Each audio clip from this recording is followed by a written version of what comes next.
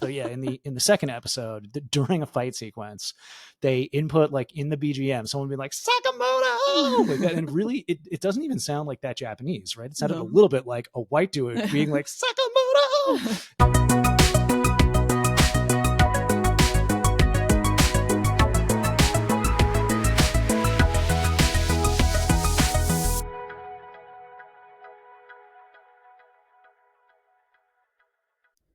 こんにちは. I am your host Mayu for 2AM Ottack. In this podcast, we talk all about anime, manga, movies, music, and history through our distinct perspectives. As a born and raised Japanese non-otaku, that's me, and an American anime fan, Cisco. That's me. So, Anime Sakamoto Day is finally on air. Yeah. Yeah. Well, on Netflix anyway. And in Japan too. Oh, I guess it's being broadcast in Japan. Uh-huh. Which channel is it on? I have no idea. Okay, cool. Terebi Tokyo とか? Something, I have no idea. Okay. Well, yeah. Good enough. I mean, I know, the only thing I know is it airs like the middle of the night, like at nighttime. Because it's so violent? I think so. Yeah. It's mature rated in America. Right. That I think makes sense. Japan's pretty sensitive about that kind of stuff, you know? Even cartoon violence is like Is really... it? Yeah, I mean, like, part of this is there's like a long running debate here about whether this is like really about the content or not. But if you play video games in Japan, they're all rated, right? Like, I think they're rated A through Z, like Z being super mature, like adults only, that kind of rating, and A being like whatever, everyone can play this. And almost all American video games kind of automatically get a Z rating, especially ones that involve guns and shooting people. And so I think part of the reason this one's like considered such a mature anime, even though, yeah, it's like not particularly more like grotesque in terms of the killing than Demon Slayer or something, is it involves guns and a lot of people getting shot. So I think that's why it's seen as sort of intensely violent. Yeah. I mean, the words wise in Japanese, it doesn't sound so bad because Japanese never be like a really that bad. Japanese just doesn't have very good swear words. It's true. Yeah, but in the English subtitles, I was like, oh, okay. Yeah, the subtitles are definitely full of profanity. We'll say that. Yeah. So we watched 2 episodes of Sakamoto Days. I think it's only in Japan. Well, it's definitely not in US Netflix yet. US Netflix only has the first episode. I don't know how it's... Spoilers ahead. Yeah. Yeah. You've been reading Sakamoto Days manga on Shonen Jump app. Yeah, since it came out. I remember reading the first episode a long time ago. Not episode, the first chapter, excuse me. Yeah. So let me tell you a little bit about Sakamoto Days. Sakamoto Days is Japanese manga series written and illustrated by Yuto Suzuki. It has been serialized in Shueisha's shonen manga magazine Weekly Shonen Jump since November 2020, with its chapters collected in 20 tankobon volumes as of January 2025. By December 2024, the manga had over 7 million copies in circulation. Netflix has licensed the anime series for worldwide streaming release. It will run for 2 cours, with the second premiering in July 2025. Okay. Well, I'm not looking forward to getting through this cour in like April and then having to wait a couple months, but that's not as bad as it could be, you know? I feel like other animes do kind of the same. Yeah, 2 cours a year, sort of split up throughout the year. That's true, yeah. Okay, before we dive into Sakamoto Days, make sure to subscribe and follow 2AM Ottack on Spotify, Apple Podcasts, and on YouTube. We actually have another podcast called 3AM Ottack, which we talk about the same topic as 2AM Ottack, all in Japanese. So if you're learning Japanese, listen both channels and brush up your Japanese. But don't listen too hard to what I say, because it's probably not as good as what you're saying. By the way, our 3AM Ottack ranked 13th on Apple Podcasts in Japan for manga and anime category. Yeah, so it's really popular over there. You should definitely listen to it. I'm proud. I'm really proud. I'm proud too, but also I'm like, what? How is that possible? I know. I don't know how the system works. I don't know. Whatever, we'll take it. But yeah, so yeah, we're doing great. For those who are new to Sakamoto Days, here is the plot from Cisco. Okay, so the story revolves around Taro Sakamoto, a retired legendary hitman who is settled into a quiet and mundane life as a family man. However, his peaceful life is disrupted when former enemies and colleagues from his hitman days come seeking revenge. To protect his family and loved ones, Sakamoto must use his exceptional combat skills to face off against a variety of adversaries while trying to maintain his ordinary facade. So Sakamoto was a legendary hitman, but Yeah. he retired Yeah. because he found like his love life. No, wait. The love of his life? Of his life. That's what I wanted to say. Yes, I think that's accurate. And then he got child. Yep. And he had a child. He didn't just pick one up off the street and be like, you. Sounds very Spy Family. Right. And then he got a little bit big. Yeah, he got fat. That's like very explicitly part of the premise. Okay. So what do you think? Can you relate to this, Cisco? Yes, I can.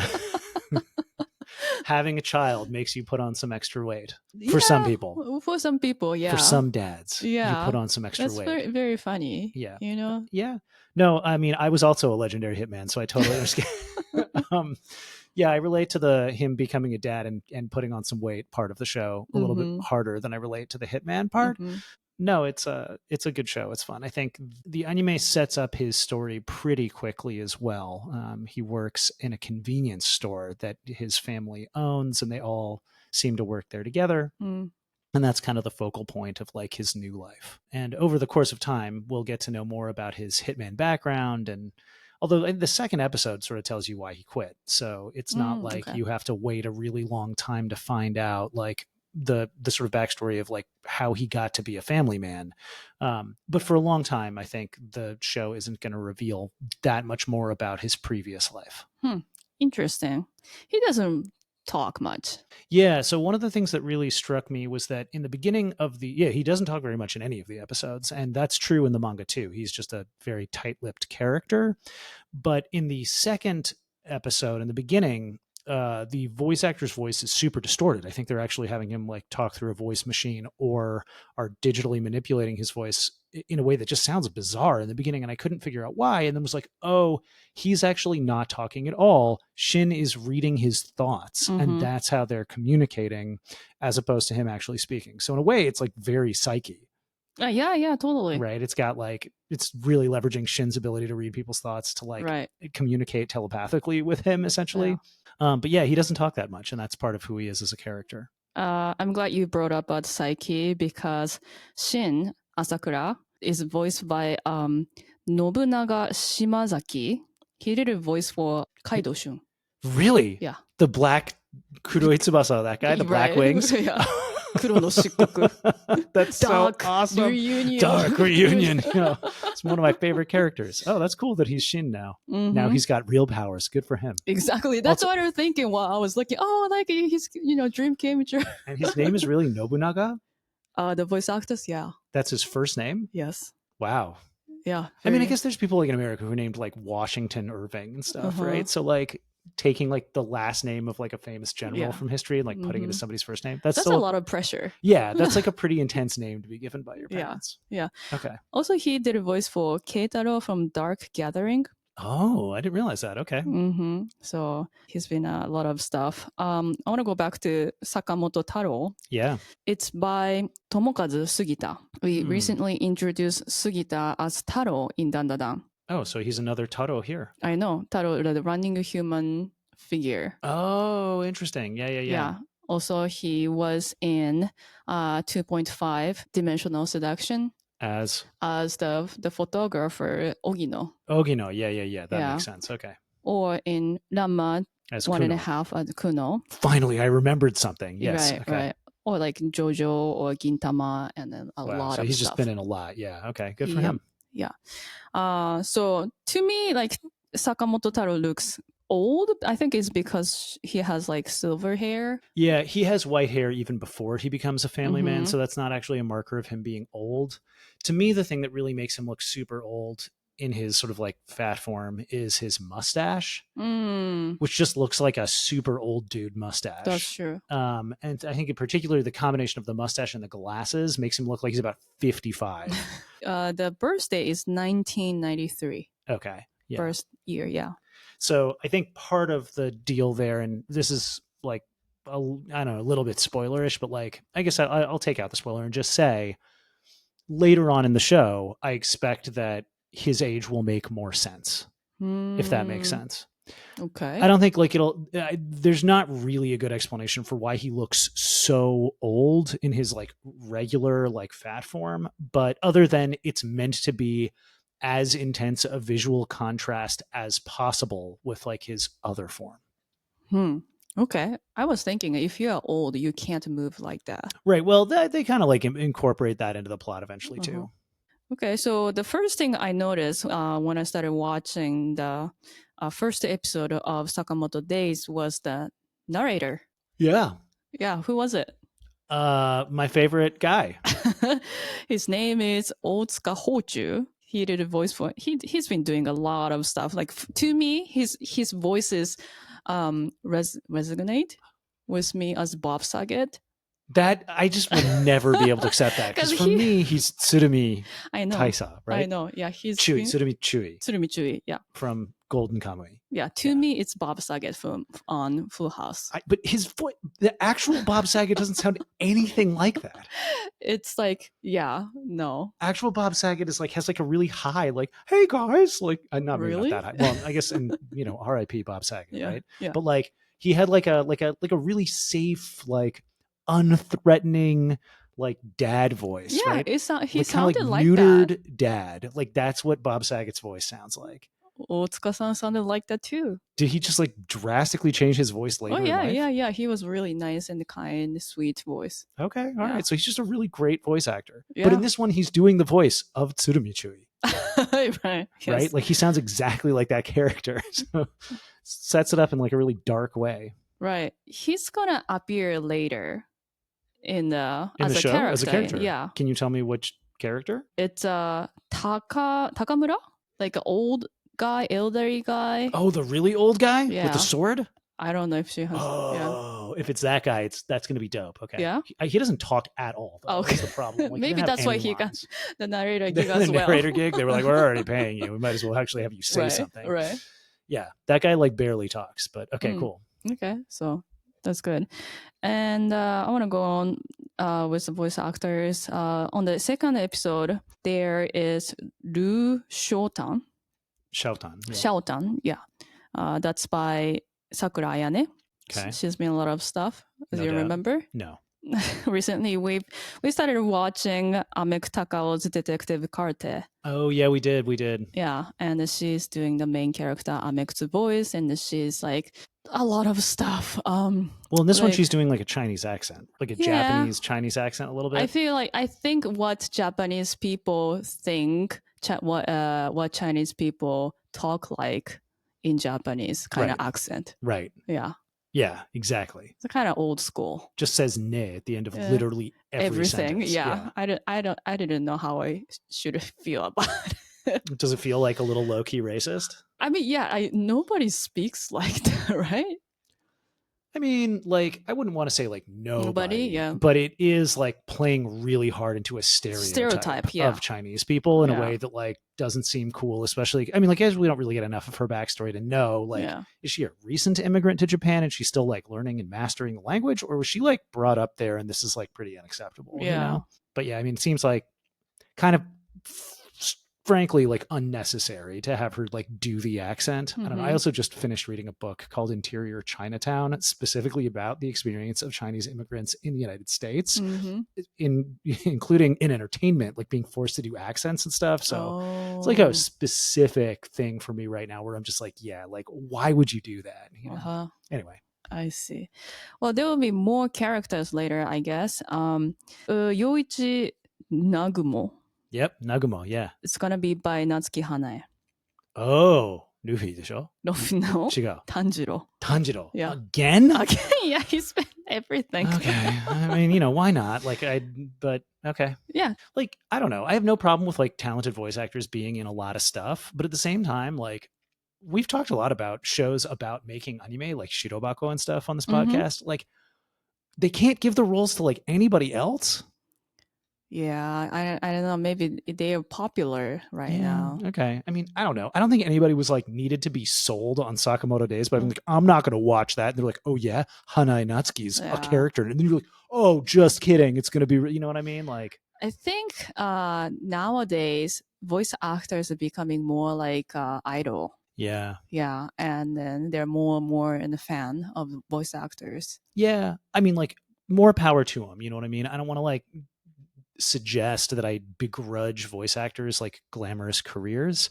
It just feels like, they could stand to take some risks on some like unknowns or like newer faces every once in a while. And like, I don't know how much the voice actors are making, and probably it's not very much. And like, they do kind of need the work, but like in America, it's like, really, like, we could get some more actors and like it would be okay. Right. And I feel like a little bit like that about voice acting in anime also.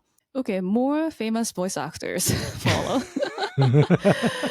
Osaragi, do you know the person? Will be Saori Hayami. No. Spy Family. Which one? Not Yuri. Yor? Oh, that's cool. She doesn't have a lot of lines either, but okay. Kocho, right? Yeah. Cool. She'll be great. Yeah. I guess that's it. That's it? Okay. So there's at least a couple other characters who are sort of announced. I mean, that's it for like the people. Oh, people have been announced. Yeah. I see. So no, there are more people, but I didn't recognize. Okay, great. Yeah. Well, so you know what? So props for giving like Heisuke, who will get a lot of lines later in the show. Like, I can't. Just think about your grandpa every time I say it. Yes. I don't think your grandpa was like a sniper wielding, like, pigeon speaker or something. That's so funny. Okay. All right. So let's talk about the opening and ending songs. All right. The opening theme is Hashire Sakamoto, Run Sakamoto, right? Yep. Performed by Boundy. Yeah. While the ending theme is Futsu Normal, performed by Konton Candy. Right. So what did you think about the opening?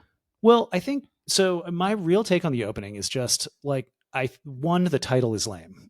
Like that, we just got to say that. Like, that was a bad title. Like, come on, you can do better. Secondly, the music, the actual music, I think is awesome. Like, I really like the melody and like the instrumentation and like all of those things. And like, I saw Vondi perform on Red and White this year. Yeah. And like, he was fine. Like, I actually like that other song a little bit more, I think. And so like, and it's okay, but I will admit, like, I wished it was a different singer and that like the vocals were slightly different. Like, I would have been really down for this to be a Bees song or like even a Spitz song, like would have been like very cool. And like Bondi is like, it's all right. Like, but I just keep like wishing it was like a little bit harder of like a vocal and a little bit less like Gen Z, like emo, like singer. Like that, like isn't a match for Sakamoto Days in my mind, but like maybe, people can disagree. That's okay. Yeah, different. We are like different generations. Maybe I'm just old. Yeah, I'm just an old crotchety, like, wow, in my day, just music was better. Right, exactly. The ending theme song I like though. Yeah. Oh, so about Boundy, Boundy, right? I think it's it's spelled in English with a V. So Vondi, I think Vondi. is. Yeah. I don't know. I think in katakana, Boundy. Okay, whatever. I don't know which pronunciation is right. I am not sure if you know, Boundy did ending theme song, the very first episode of Chainsaw Man. Huh. Just the first one and not the rest? Yeah, I guess not the rest. They all had different ones. Different endings. Right. So okay, I didn't realize maybe that was where he got his break in like anime music. Yeah, title was Chainsaw Blood. It's a cool title. It's a better title than Hashire Sakamoto. Yeah. And they also did ending theme song for Spy Family Season 2, Todome no Ichigeki. Really? I don't remember. Have we not seen that? We watched second season of Spy Family. And like, I can't even tell you like what it sounded like though. I mean, yeah. That's not great. Okay. Oh, and then the ending theme song is Futsu Normal by, I misread it first. I thought it was Cotton Candy, but it's actually Konton Candy. Yeah. Do you know what konton means in Japanese? No, I'm just getting like, OxyContin vibes from it. Oh, interesting. I'm sure that's not what it means, but yeah, what does it mean in Japanese? Konton. Konton means chaos. Chaos candy? Yeah. That's kind of cool, actually. Yeah. But you brought up OxyContin, yeah. Well, it's just because like OxyContin has an N in it that's like almost silent in most people's pronunciation. Like I thought for a long time it was OxyContin with like literally COTTON, and then saw it spelled and was like, wait, it's contin. So that's why I think like it's this like slightly different spelling that's got an N where you don't expect one. That's what brought it up for me. I see. Also, like we noticed about BGM when there's right? Okay, this I really want to talk about actually. Okay. For some reason, whoever the composer is on this decided that like the optimal BGM for this show would be like lo-fi jazz, which like I don't know, like I actually love it. Like I really enjoy listening to lo-fi music in general, and like am totally into it, even though it totally fits in that category of like Gen Z emo person that like I just slammed by being like Vondi is not my, but whatever. It's really good. It feels like just a weird match for this particular show.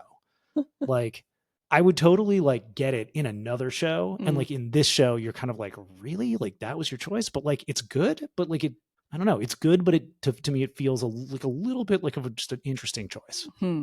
Also, when Sakamoto was fighting, there was like music and then like Sakamoto or something. Oh yeah. That part was hilarious. So yeah, in the second episode, during a fight sequence, they input like in the BGM, someone would be like Sakamoto, like that, and really, it doesn't even sound like that Japanese, right? It sounded a little bit like a white dude being like Sakamoto, and you were like, why did you and why did we add that?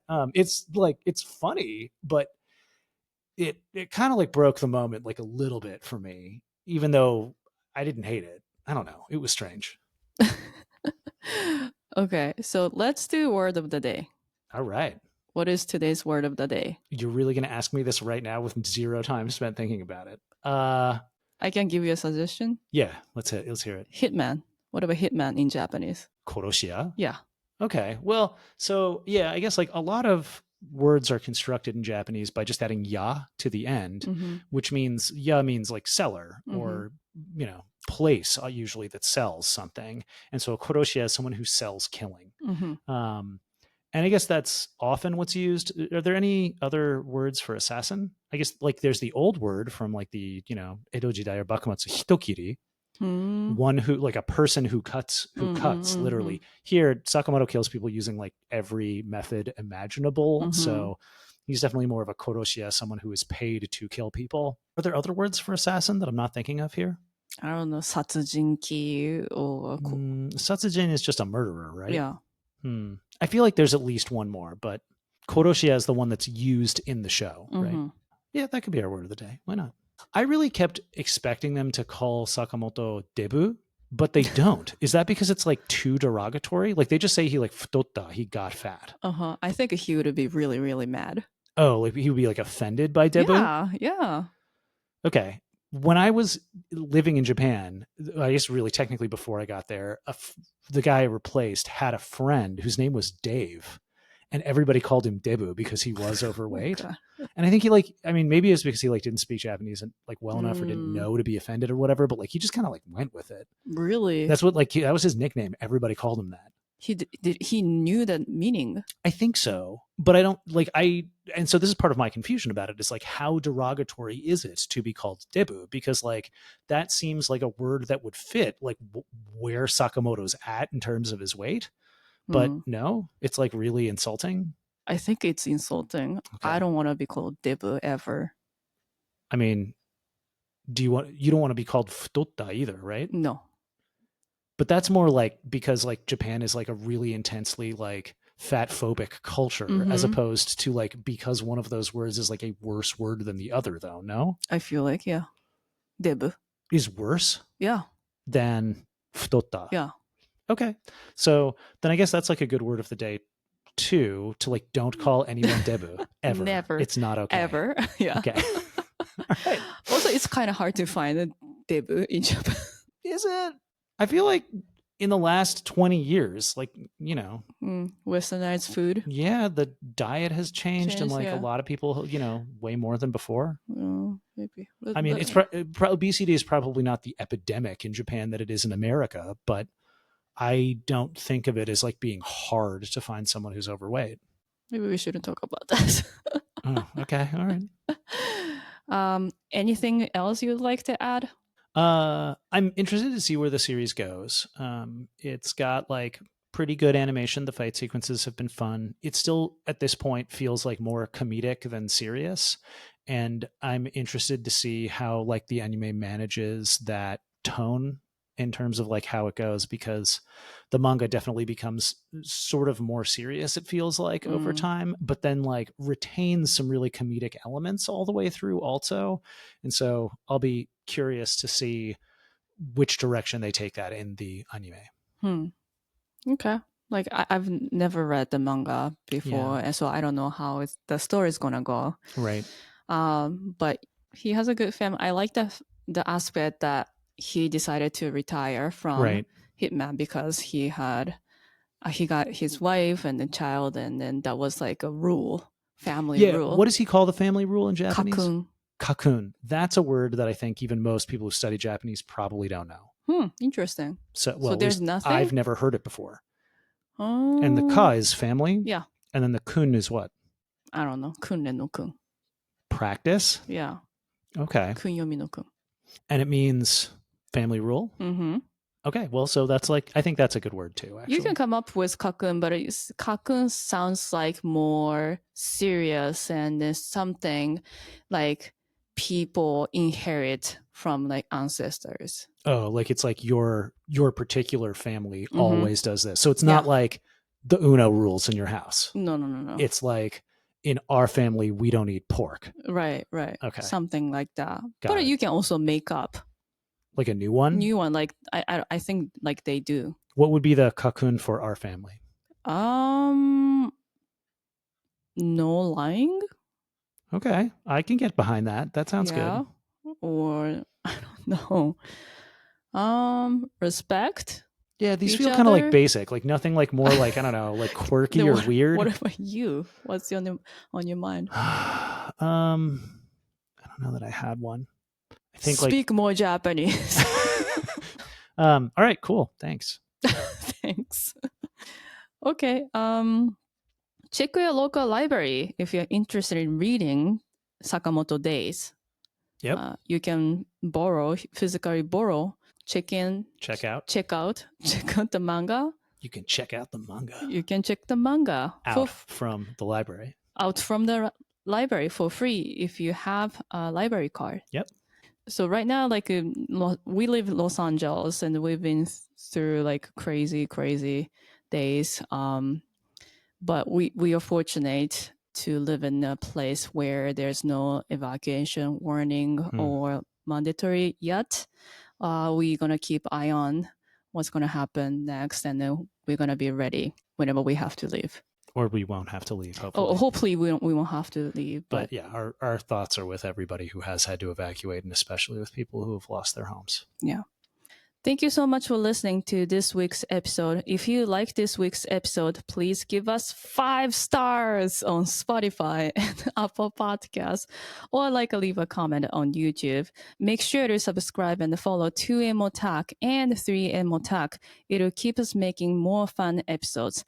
See you next time for more 2AM Ottack. Peace out.